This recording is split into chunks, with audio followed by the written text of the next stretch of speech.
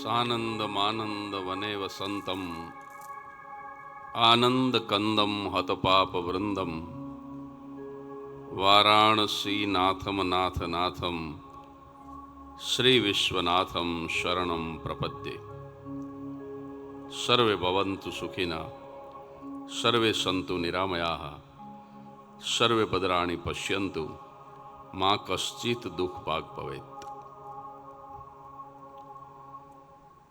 સતધામ મોરબીનો ખાતમુહૂર્ત મહોત્સવ અને એ નિમિત્તે 27મી ફેબ્રુઆરીથી 5મી માર્ચ સપ્ત દિવસીય રાષ્ટ્રકથાનું આવું રૂડું આયોજન અને એના આ છઠ્ઠા દિવસે રાષ્ટ્રકથાની વ્યાસપીઠ ઉપર બિરાજમાન પરમ પૂજ્ય સતશ્રી સ્વામી, અન્ય ઉપસ્થિત પૂજનીય સંતો અને રાષ્ટ્રભાવનાના રંગે રંગાયેલા આટલી મોટી સંખ્યામાં અહીંયા મોરબીના આંગણે બિરાજમાન રાષ્ટ્રપ્રેમી મુરબ્બીઓ, માતાઓ, ભાઈઓ, બહેનો અને ભૂલકાઓ, આપ સૌને આપના મિત્ર જગદીશ ત્રિવેદીના જય હિન્દ. એટલી બધી સરસ સ્વામીજીએ વાતો કરી છે, હું ક્યાંથી શરૂ કરું, ક્યાં પૂરું કરું, કાંઈ નક્કી નથી થતું. બહુ આનંદ આવ્યો છે. મારે રાષ્ટ્રભક્તિની વાતો કરવી છે, પણ 2-5 મિનિટ તમને થોડો વિનોદ કરાવી દઉં, કારણ કે મૂળભૂત રીતે હાસ્યનો કલાકાર, રાષ્ટ્રભક્તિની વાતો તો મારે સુંદર કરવી જ છે. 11:15 વાગ્યા સુધી મારે બોલવાનું એવું મને કહેવામાં આવ્યું છે, એટલે 25 મિનિટ મારે તમારા વચ્ચે ઊભા રહેવાનું છે. પણ થોડો વિનોદ કરાવી દઉં. હમણાં જ સ્વામીએ હું બોલવાનું શરૂ કરું એ પહેલાં કીધું કે જે હરિભક્તોના ઘરે ધોતી હોય એ ધોતી લઈને આવજો, નહીંતર અહીંથી આપશું. પણ હવે જે હરિભક્તો પરણેલા હોય એ સજોડે આવજો એમ કીધું, પણ જે કુંવારા છે એને બીજું કાંઈ નહીં આપીએ. એ કે અમારે ઘરના નથી, આપો એમ ન થાય. એટલે આમાં ધોતી સુધી વ્યવસ્થા થાય છે, બાકી ઘરનાનું તમારે કરવાનું. આ તો અમને બધી જગ્યાએથી વિનોદ મળી જાય. આજ ધૂળેટી છે. સવારમાં અમારે સ્વામી, અમારે સામેવાળા બેન 11 વાગે પોક મૂકીને રોતા હતા. મેં કીધું ધૂળેટી જેવો તહેવાર છે ને તમે માસી રોવો છો શું કામ? મને કે આ 5મો છોકરો નવડાવ્યો એ પાડોશીનો નીકળ્યો. બોલો, એવા રંગે રંગાઈ જાય, આપણું છોકરું જડે નહીં. તે માસીએ પોક મૂકી કે 5મો નવડાવ્યો અને એ પાડોશીનો નીકળ્યો. અને ત્યારે મેં માસીને કીધું કે તમે તો ભાગશાળી છો કે આ રંગાઈ ગયેલો હતો એટલે નો ઓળખાણો, બાકી આ વૃદ્ધાશ્રમો ઉભરાય છે એ મા બાપના તો રેંગા વગરના હતા તોય પોતાના નો થયા. એ ક્યાં જાય બિચારા? જે પોતાના હતા છતાં પોતાના ન થયા એ ક્યાં જાય? સ્વામીએ જે વાત કરી કે અંગ્રેજો તો બહુ ઓછા આવ્યા છે, 200થી 250 અંગ્રેજો આવ્યા હતા સ્વામી, અને એ વખતે આપણે 30થી 35 કરોડ હતા. અને અંગ્રેજો જાતે લખીને ગયા છે, આ જગદીશ ત્રિવેદી નથી કહેતો. આ અંગ્રેજો જ્યારે આ દેશ છોડીને ગયા ત્યારે એમણે લખ્યું કે અમે જ્યારે ભારતમાં આવ્યા ત્યારે 200-250 જ હતા, અને એ વખતે હિન્દુસ્તાની તો 30થી 35 કરોડ હતા. અમને ખાલી એક કાંકરી મારી હોત ને, શસ્ત્રોથી મારવાની જરૂર નહોતી, એક થઈ અને ખાલી એક કાંકરી મારી હોત તો અમે મરી ગયા હોત. પણ અમને એક વાતની પાકી ખબર હતી કે આ દેશની જનતા રાષ્ટ્રને વફાદાર નથી, જે રૂપિયા આપે એને વફાદાર છે. સાહેબ, એ લોકોએ પગારદાર રાખ્યા, આપણને જ નોકરીએ રાખ્યા, અને આપણા ઉપર જે લાઠી ચાર્જ કરતા હતા ને એ આપણા જ હતા. એટલે જરૂર છે આવી રાષ્ટ્ર કથાઓની કે જેથી કરી અને રાષ્ટ્રની અંદર એકતા વધે, રાષ્ટ્રનું ઐક્ય વધે. સાહેબ, હું સતશ્રી સ્વામીને એમ કહીશ કે આ ક્રાંતિકારી સંત છે.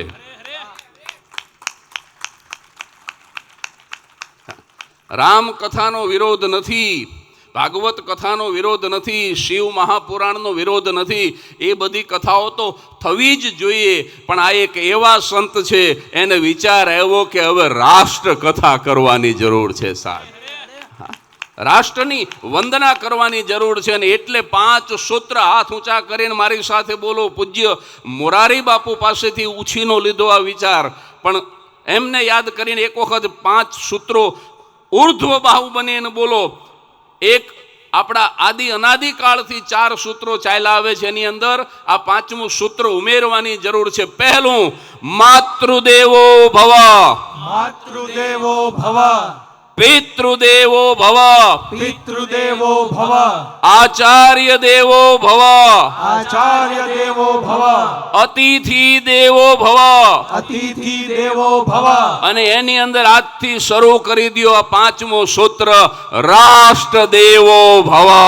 રાષ્ટ્ર દેવો ભવ.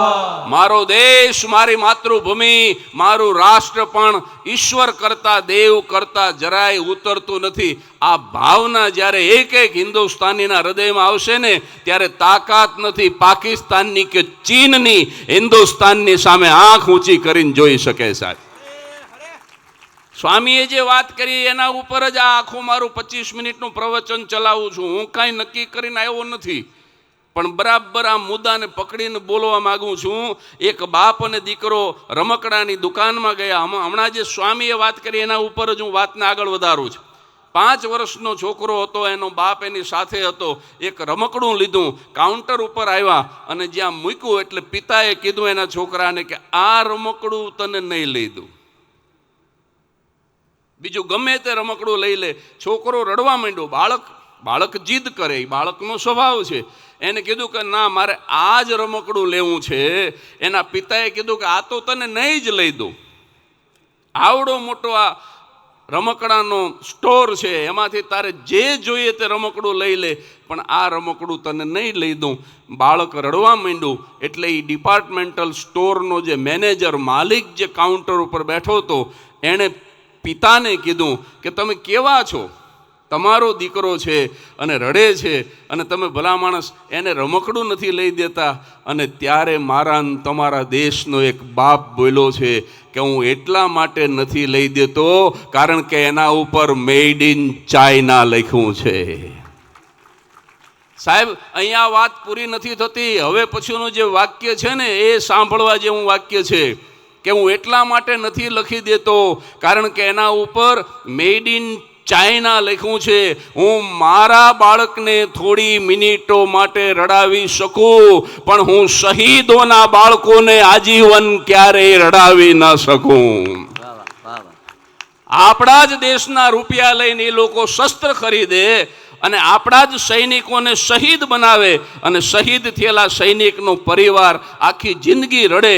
હું મારા બાળકને 5, 10, 15 મિનિટ માટે રડાવી શકું, પણ હું સૈનિકના, શહીદના બાળકને આખી જિંદગી રડાવી ન શકું.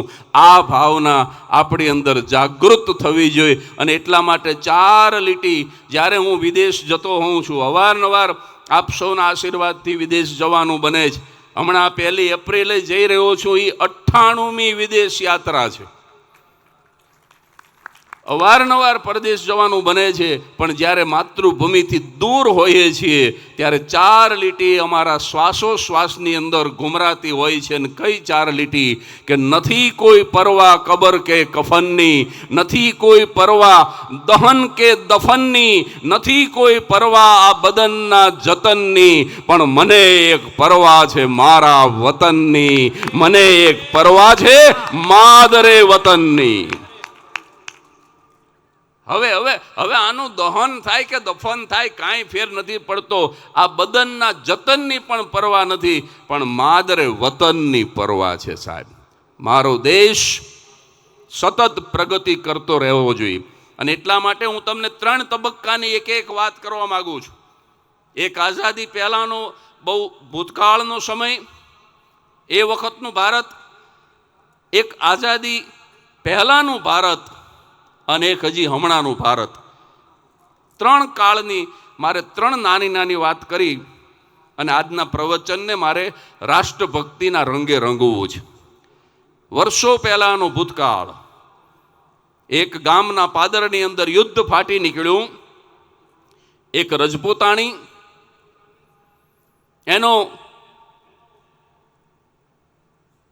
એને ત્રણ દીકરા, અને ત્રણેય દીકરા એ યુદ્ધની અંદર લડવા માટે થઈને ગયા છે. આપણા ભૂતકાળની અંદર એમ કહેવાતું કે દેવ મંદિરો ભંગાતા હોય, દેશની સરહદને દુશ્મનો દબાવતા હોય, ગાયોના ધણને દુશ્મનો વાળી જતા હોય, આ બધા જે ટાણા છે ને એ મર્દોને મરવા માટેના રૂડા ટાણા કહેવાતા. અને એ વખતે મરદનો દીકરો મરવામાં મોડું ન કરે, એ ખભે ખાપણ, મોઢામાં તુલસીનું પાન અને હાથમાં ખુલ્લી શમશેર લઈ અને નીકળી જાય. હમીરજી ગોહિલનો દાખલો આપ્યો સ્વામીએ આજના જ આ પ્રવચનની અંદર, આજની જ કથામાં. તો એવી જ એક જવા મર્દ રજપૂતાણી, એના ત્રણ દીકરા યુદ્ધની અંદર ગયા છે. ગામને પાદર યુદ્ધ ચાલી રહ્યું છે અને એકાદ પોર વીતો હશે ને એક ભાઈ સમાચાર લઈને આવ્યા અને રજપૂતાણીને કીધું કે તમારો મોટો દીકરો યુદ્ધની અંદર કામ આવી ગયો.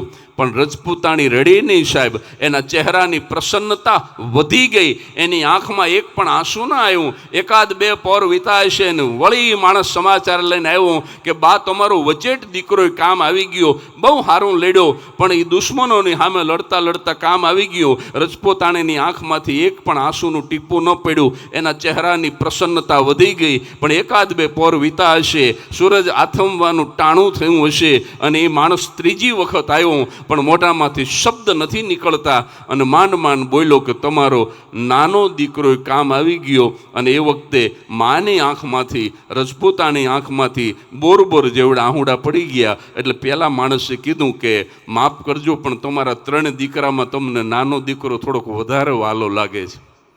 કે શેના ઉપરથી કહો છો? તો કે બે દીકરાના મૃત્યુના સમાચાર લઈને આવ્યો ને ત્યારે તમે રોયા નહોતા, અને આ નાના દીકરાના સમાચાર વખતે તમે રોવા માંડ્યા. એટલે માફ કરજો, મને એવું લાગે છે કદાચ નાનો દીકરો તમને વધારે વાલો હશે. અને ત્યારે સાહેબ મારા તમારા હિન્દુસ્તાનની રજપૂતાણીના શબ્દો હતા કે ત્રણેય દીકરા મારા માટે હરખા વાલા છે, તો કે તમારી આંખમાંથી અત્યારે કેમ આંસુ નીકળ્યા? અને ત્યારે આ દેશની જનતા જવાબ આપે છે કે એટલા માટે તેનું રડું છું કે હજી યુદ્ધ ચાલુ છે, દુશ્મનો જીવે છે અને યુદ્ધની અંદર મોકલવા માટે મારી પાસે ચોથો દીકરો નથી ને, એટલા માટે તેનું રડું છું કે ભગવાને મને ત્રણે જ દીકરા આપ્યા હતા અને એ ત્રણ દીકરા કામ આવી ગયા. આ રાષ્ટ્રને માટે, આ દેશને માટે મારી પાસે યુદ્ધમાં મોકલવા ચોથો દીકરો નથી, એટલા માટે તેનું રડું છું. સાહેબ આ ભાવના આ ભારતની દરેક જનતાના હૃદયમાં આવી જાય તો ઘરે ઘરે મહારાણા પ્રતાપ જન્મે,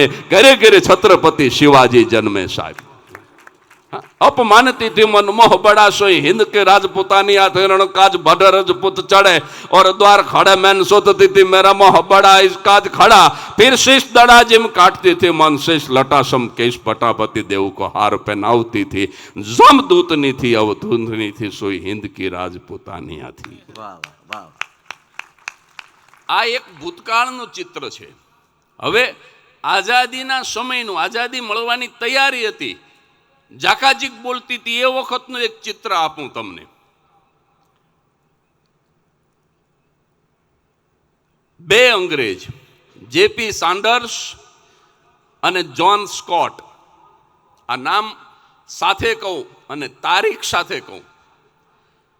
જેપી સાન્ડર્સ અને જ્હોન સ્કોટ, આ બે અંગ્રેજોએ લાલા લજપતરાય ઉપર સ્કોટે લાઠીચાર્જ કરવાનો ઓર્ડર કર્યો અને સાન્ડર્સે લાઠીચાર્જ શરૂ કર્યો. લાલા લજપતરાય, લાલ બાલ અને પાલની ત્રિપુટી હતી, એમાંના સૌથી વયોવૃદ્ધ અને વડીલ લાલા, અને લાલા ઉપર લાઠીચાર્જ થયો. પણ વયોવૃદ્ધ માણસ લાકડીનો માર સહન ન કરી શક્યા અને અવસાન થયું. ક્યારે? 17મી નવેમ્બર 1927 લાલા લજપતરાયનું અવસાન થયું. એના શબનું અંતિમ દર્શન કરવા માટે થઈ અને બધાય આવે છે. એમાં સાહેબ 3 જુવાની આવ્યા. 22-23 વર્ષના ત્રણ હો, કોઈ 35 વર્ષનું 30 વર્ષનું નહોતો. 22-23 વર્ષના ત્રણ જુવાનિયા આવ્યા અને ત્રણ જુવાનિયાએ લાલા લજપતરાયના અંતિમ દર્શન કરતી વખતે એમના ચરણ સ્પર્શ કરી અને મનમાં પ્રતિજ્ઞા કરી હતી કે લાલા ઉપર લાઠી ચલાવનારને જો ઠાર ન મારી તો અમે અમારી માના પેટના નહીં. અમારી માનું ધાવણ ધાયું કહેવાય. આના ઉપર લાઠી ચલાવનારા લાલાજીને જો ઠાર ન મારી તો. પછી આ 1-2 દિવસમાં નથી બન્યું, એમાં થોડોક લાંબો સમય લાગ્યો. પણ એ ત્રણેય જુવાનિયાઓ લાહોર પહોંચ્યા અને લાહોરની અંદર તારીખ સાથે કહું તો 17મી ડિસેમ્બર 1928 ચંદ્રશેખર આઝાદે એમને માર્ગદર્શન પૂરું પાડ્યું. એક ઝાડની પાછળ આઝાદ હાથમાં પિસ્તોલ સાથે હંતાઈ ગયા કે આ તમે જે અત્યારે કરી રહ્યા છો એ અભિયાન જો પાર ન પડે તો હું બેઠો છું. એક એવો માણસ હતો જે આ સાન્ડર્સ બહાર નીકળે એની માહિતી આપતો હતો. એને સાયકલ ચલાવી જાણે ચેન ઉતરી ગયું હોય એવું નાટક કરવા માંડ્યો અને સાયકલની ઘોડી ચડાવી અને ચેન ચડાવતો, પણ એનું ધ્યાન હતું ત્યાં કે ઓલો અંગ્રેજ નીકળે જેવો બહાર.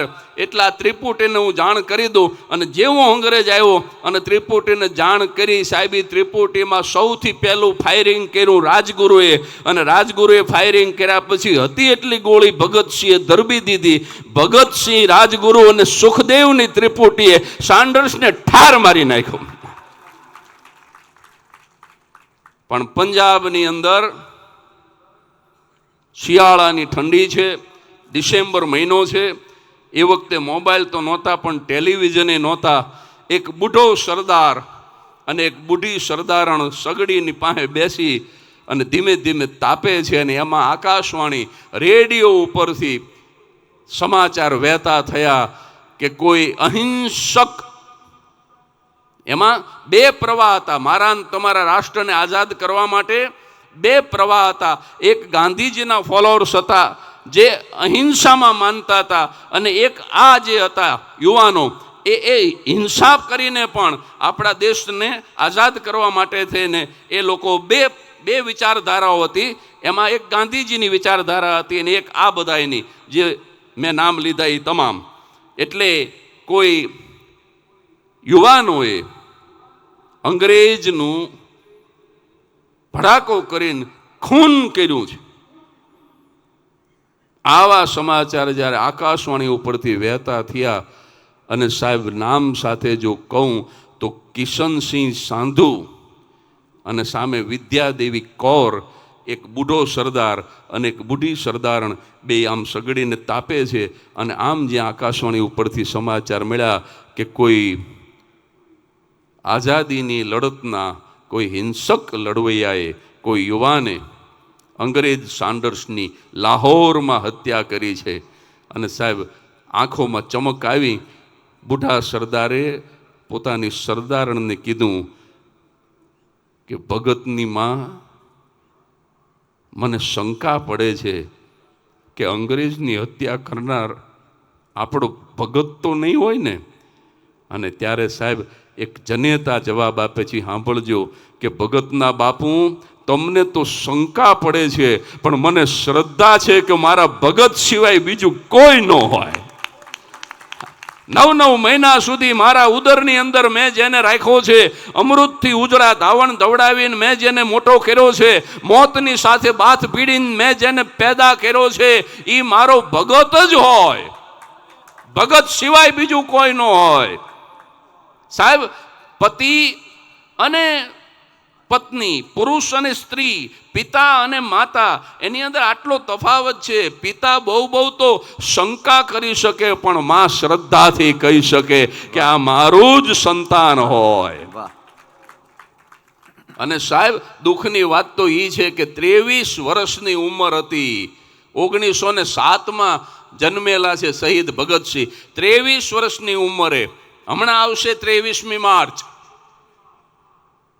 18 દિવસ પછી 23મી માર્ચ 1930ના દિવસે લાહોરની જેલની અંદર સુખદેવ, ભગતસિંહ અને રાજગુરુ ત્રણેયને ફાંસીને માચડે ચડાવી દીધા. અને જે તારીખ નક્કી કરેલી હતી ને એ તારીખે ફાંસી આપે ને તો અંગ્રેજોને બીક હતી કે બહુ મોટો વિરોધ થાય ને પ્રચંડ વિરોધ થાય, એટલે જે નક્કી કરેલી હતી એ તારીખ પહેલાં ફાંસીના માચડે ચડાવી દીધા સાહેબ. 23 વર્ષનો યુવાન હસતા હસતા ફાંસીના માચડે ચડી ગયો, પણ એના શ્વાસોશ્વાસની અંદર એક જ ભાવના હતી કે હર કરમ અપના કરેંગે હે વતન તેરે લીએ, દિલ દિયા હૈ જા ભી દેંગે હે વતન તેરે લીએ.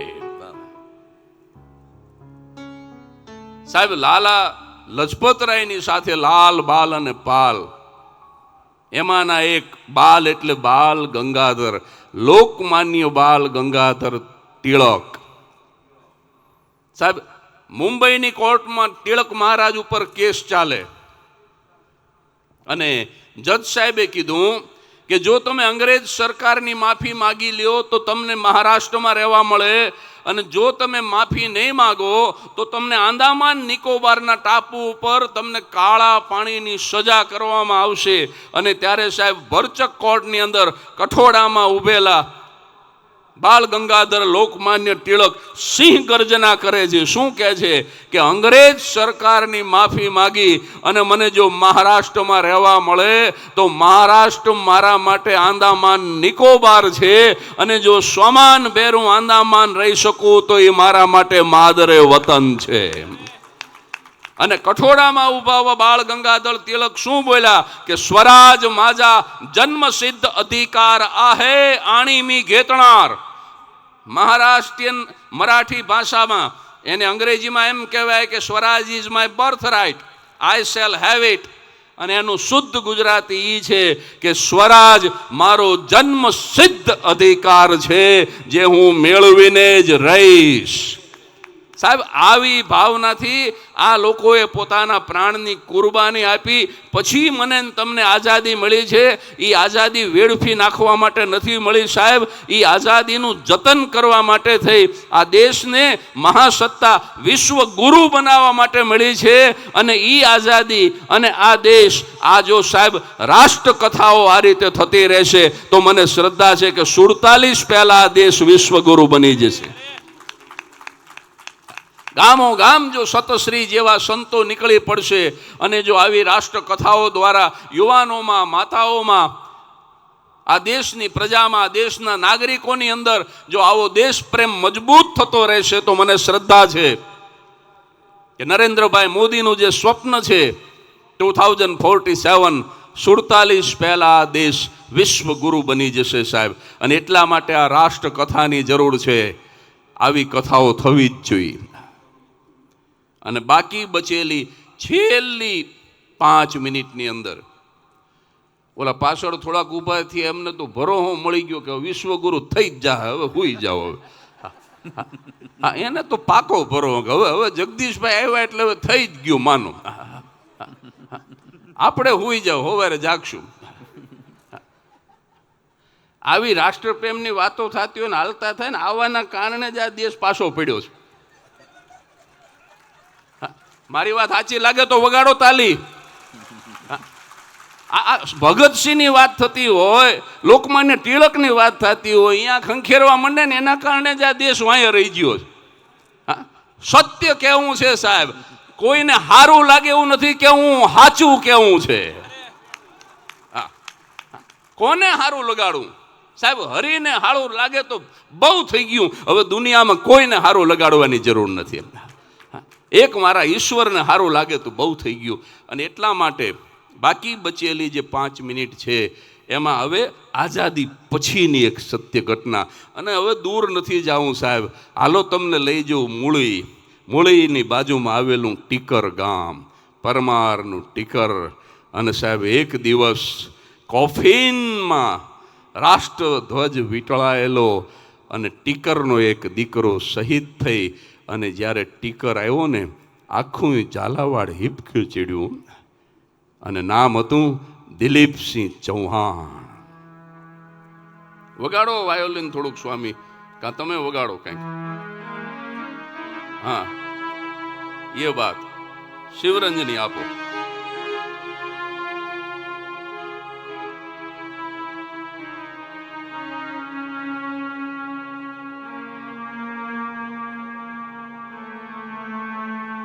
ટીકરનો જુવાન જોધ ક્ષત્રિય દિલીપસિંહ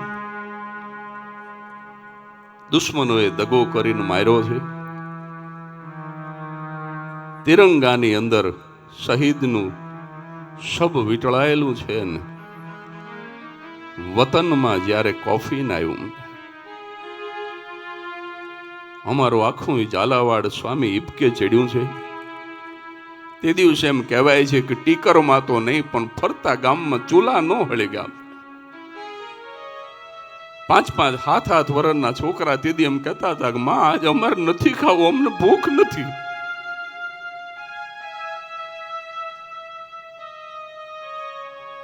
અને આ ઘટનાના થોડા દિવસ પછી સુરેન્દ્રનગર જિલ્લા કલેક્ટર પોતાની ગાડી લઈને ટીકર પહોંચ્યા છે અને 51,000 રૂપિયાનો ચેક કાઢી અને શહીદની વિધવાને જ્યારે કલેક્ટરે આપ્યું,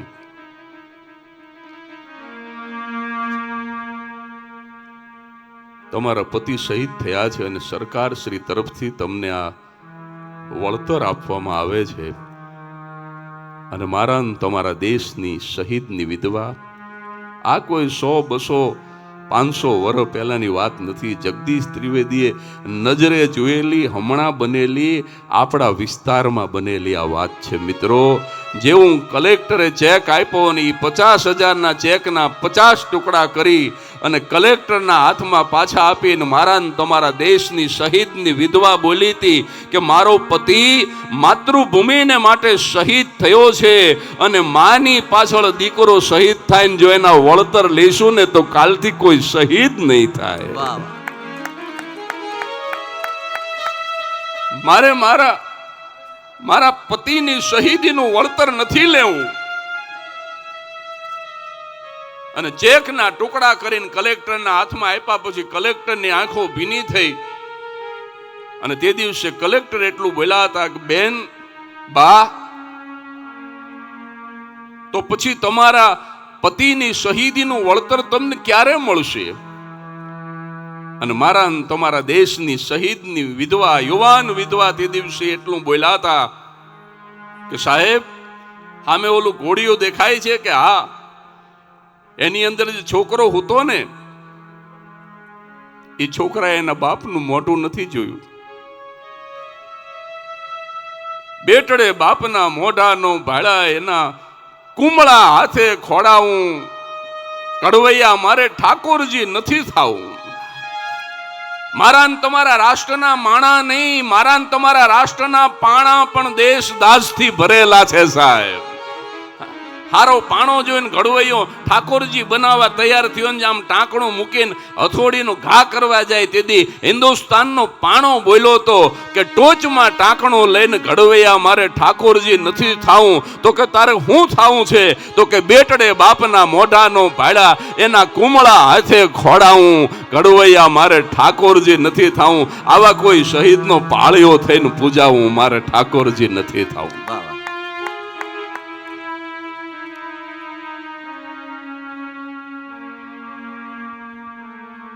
તો તમને ક્યારે વળતર મળ્યું ગણાશે? અને ત્યારે મારા તમારા દેશની એક શહીદની વિધવા જવાબ આપે છે કે સામે જે કોડિયામાં છોકરો હતો ને સાહેબ, એણે એના બાપનું મોઢું નથી જોયું. આ છોકરો કાલ 5-7 વર્ષનો થશે, થોડોક સમજણો થશે, દિવાળીના તહેવાર આવશે, આજે ધૂળેટી છે, આવો કોઈ ધૂળેટીનો તહેવાર આવશે, રંગ કહે રંગાઈ જાઓ, હોળી નાદીન આવ્યા સાજન, કેસુડાના જંગલમાંથી વાસંતી સુર લાવ્યા સાધન, અને સ્પર્શ પીયુનો અબીલ છે ને નજર પીયુની ગુલાલ, હોળીમાં હાયરા જીતા ને જીતા ઈ હાયરા સાજન. જે દિવસે અમારા આંગણે ધૂળેટીનો તહેવાર આવશે, જે દિવસે અમારા આંગણે દિવાળીનો તહેવાર આવશે અને પાડોશીના છોકરાઓ ફટાકડા ફોડતા હશે, ત્યારે એકાદ વખત તો જ્યારે આ છોકરો સમજણો થશે ને ત્યારે એકવાર એ મને પૂછશે. શું પૂછશે ખબર છે? કે બા, આ આજુબાજુ વાળા બધા મારા ભાઈબંધના બાપુ હાંજે પાછા આવતા રહે છે, મારો બાપ કેમ કોઈ દી નથી આવતો? આ છોકરો એક વખત તો મને સવાલ પૂછશે કે મારા બધા ભાઈબંધના બાપુ હાંજે ઘરે પાછા આવતા રહે છે. હે માં, મારો બાપ કેમ નથી આવતો? અને પહેલી વખત જ્યારે મારો છોકરો મને આ સવાલ પૂછશે ને ત્યારે સાહેબ આ ભીત ઉપર એના બાપનો જે ફોટો ટીંગાડ્યો છે ને, હુખડનો હાર પહેરાવેલો, એના બાપનો ફોટો બતાવીને કહીશ કે બેટા તારો બાપ કોઈ દી પાછો નહીં આવે, કારણ કે માતૃભૂમિને માટે લડતા લડતા આ તારો બાપ શહીદ થઈ ગયો છે, તારો બાપ કામ આવી ગયો છે.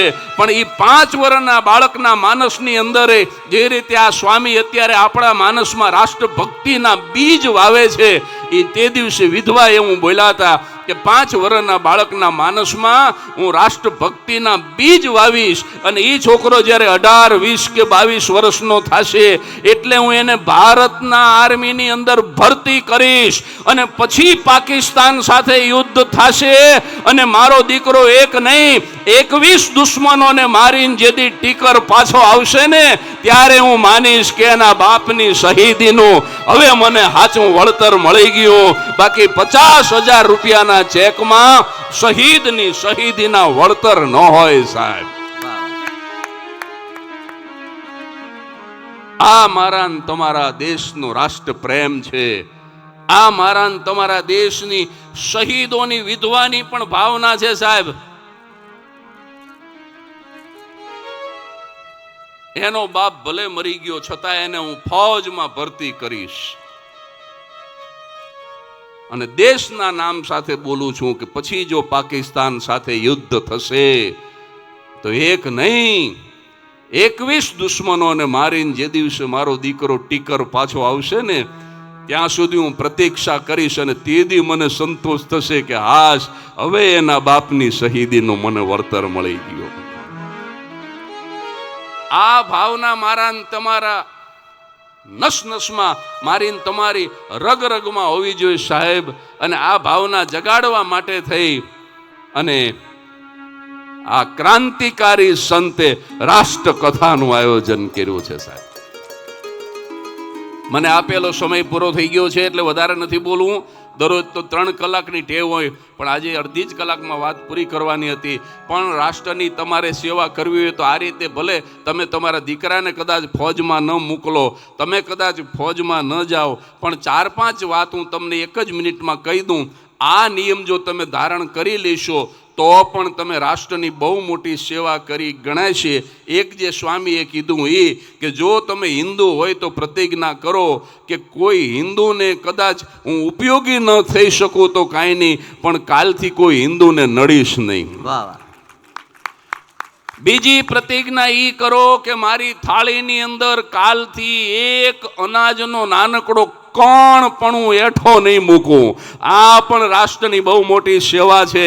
ત્રીજી પ્રતિજ્ઞા એ કરો, હમણાં જે વાત થઈ આ ગીર ગંગાવાળા ભાઈ આવ્યા છે, ત્રીજી પ્રતિજ્ઞા એ કરો કે જળ આપણું જીવન છે, એટલે કાલથી હવે કોઈ પણ રીતે હું જળનો ખોટો વ્યય નહીં કરું. ચોથી પ્રતિજ્ઞા એ કરો કે મારા દેશમાં હું ક્યાંય ગંદકી નહીં કરું. પાંચમી પ્રતિજ્ઞા એ કરો કે કાલથી હું હવે લાંચ લઈશ નહીં ને કોઈને લાંચ દઈશ નહીં.